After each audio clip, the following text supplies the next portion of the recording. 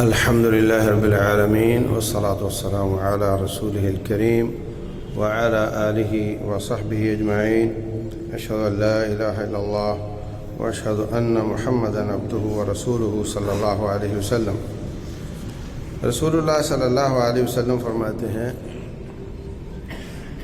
اجتنبوا سبع الموبقات، 7 ہلاک کرنے والی چیزوں سے بچو. ان میں سے پہلی چیز اللہ کے ساتھ شرک کرنا، دوسری چیز جادو ہے. شرک کی بات ہو چکی ہے، جادو کیا ہے؟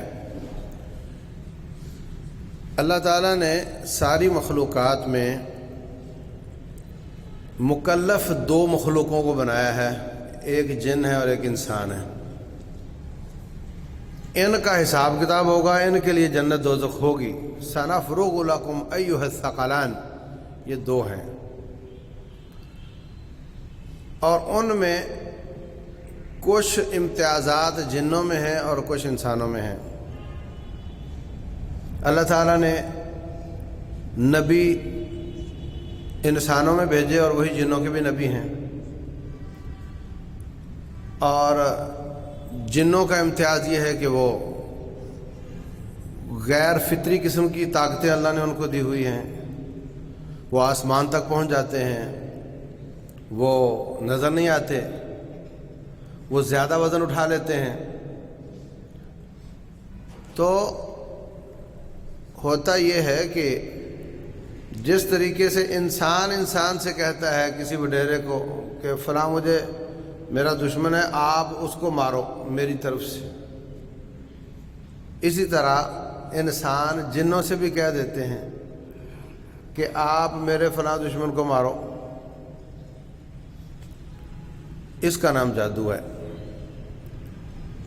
جس طرح انسانوں کے وڈیرے ہوتے ہیں اس طرح جنوں کے بھی وڈیرے ہوتے ہیں. جو آپ کے ہاں فرقے ہیں ان میں بھی سیم فرقے ہیں، برادریاں ہیں ان میں بھی برادریاں ہیں. آپ کے ہاں ملک بٹے ہوئے ہیں، اسی طرح ان کے ہاں بھی اجازت کے بغیر موو نہیں کر سکتے. تو کوئی شخص جنگل میں جا کر ابلیس کو پکارے، وہ آ جائے گا. کیا مسئلہ ہے تیرا؟ مسئلہ یہ جی میں کاٹ پلٹ کا ماہر بننا چاہتا ہوں، میں چوریاں بتانا چاہتا ہوں، میں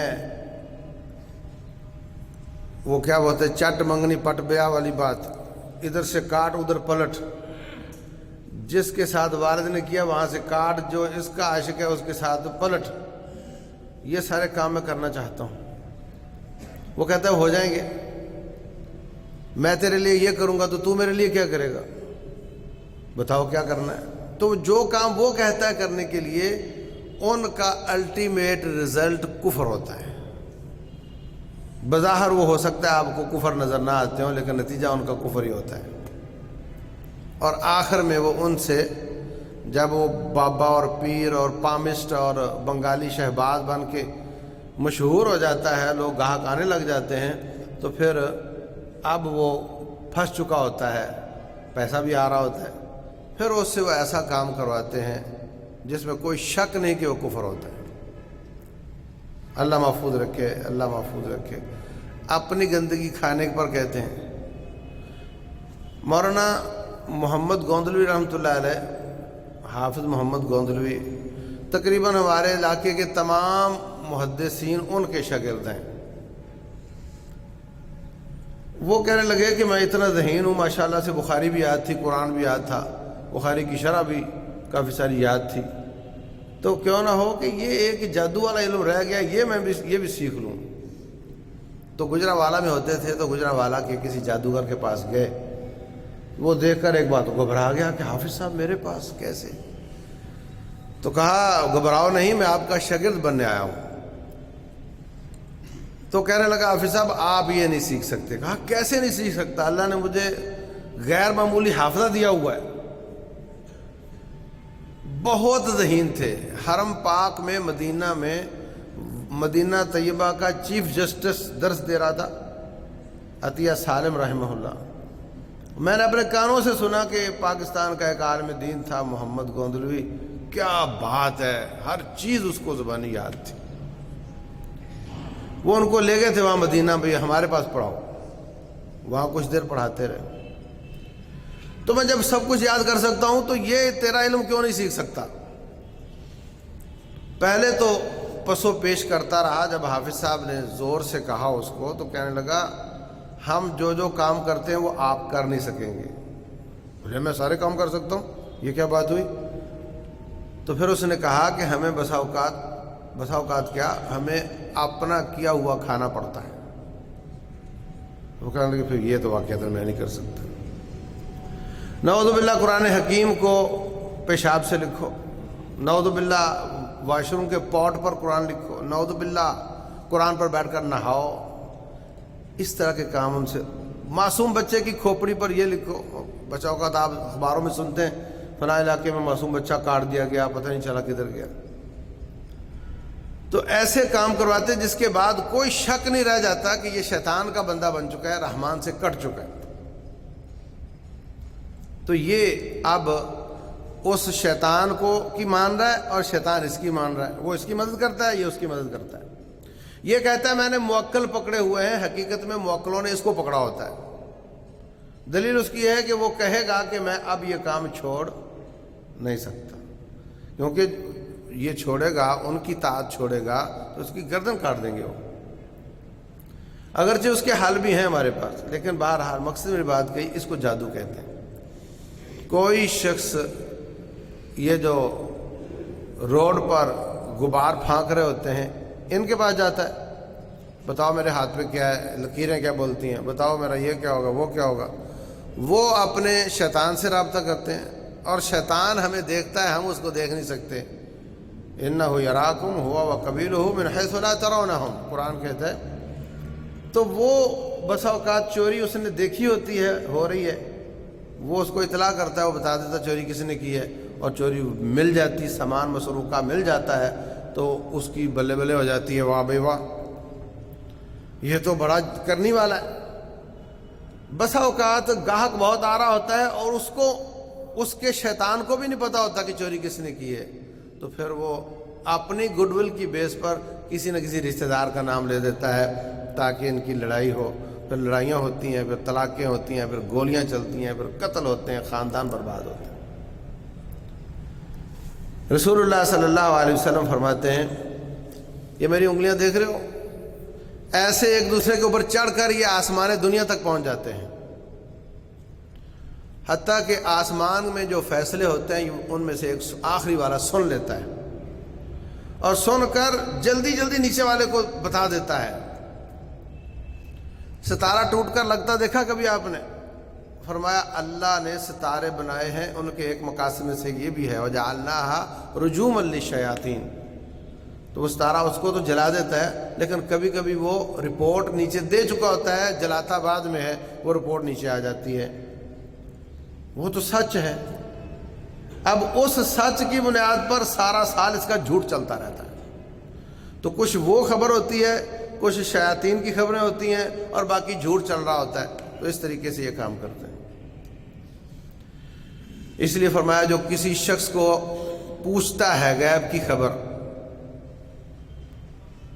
اس کی 40 دن کی نماز ضائع ہو جاتی ہے، اور جو اس کی بات پر یقین کرتا ہے اس کا ایمان ضائع ہو جاتا ہے۔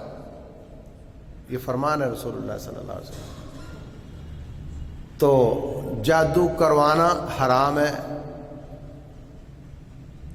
جادوگر مسلمان نہیں ہوتا۔ اللہ تعالیٰ نے حکمران کو حکم دیا ہے کہ اس کو قتل کر دیا جائے، جادوگر جہاں نظر آئے اس کو قتل کر دیا جائے۔ اور آج کل گھر گھر لڑائیاں پڑی ہوئی ہیں، اس نے مجھ پہ یہ کروا دیا، اس نے مجھ پہ یہ کروا دیا، کچھ کروا دیا ہوتا، کچھ نہیں کروایا ہوتا، اور وہ بھی کسی کے کھاتے میں پڑ جاتا ہے۔ بس اوقات شیطان کسی کو ویسے تنگ کر رہا ہے تو بولے نہیں فلاں نے کروایا، اور شیطان بول کر کہتا ہے تجھ پر فلاں نے کروایا۔ بھائی شیطان بول کر کہہ رہا ہے تو روایت کیسی ہوئی؟